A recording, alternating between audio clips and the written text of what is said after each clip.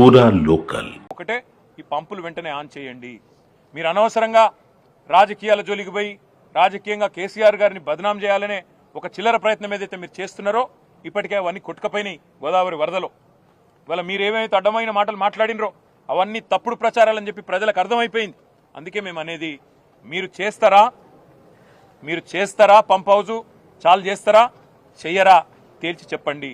మీకు అసెంబ్లీ సమావేశాలు ముగిసేదాకా ఈ ప్రభుత్వానికి మేము గడువు ఇస్తున్నాం.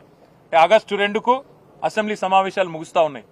అప్పటిదాకా ఈ ప్రభుత్వానికి, ఎందుకంటే మేము కూడా అందరం హౌజ్లో నిలదీస్తాం, రైతుల పక్షాన ప్రభుత్వాన్ని అడుగుతాం, ఎందుకు చాలు చేస్తలేరు మీరు, అవసరమైతే ప్రత్యేక చర్చ పెట్టండి. లక్షలాది ఎకరాలకు సంబంధించిన ఎకరాలకు ఆయకట్టు నీళ్ళిచ్చే ప్రాజెక్ట్ ఇది. అట్లాంటి ప్రాజెక్టును మీరు ఎందుకు ఈ రకంగా రాజకీయ కక్షతో ఎండబెడుతున్నారు, రైతులను ఎందుకు ఇబ్బంది పెడుతున్నారు, ప్రజలను ఎందుకు హింసిస్తున్నారని తప్పకుండా అసెంబ్లీలో నిలదీస్తాం. ఆగస్టు 2 దాకా వేచి చూస్తాం.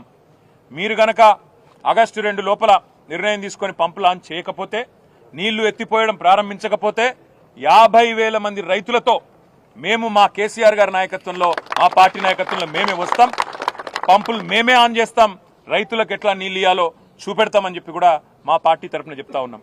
ఉత్తమ్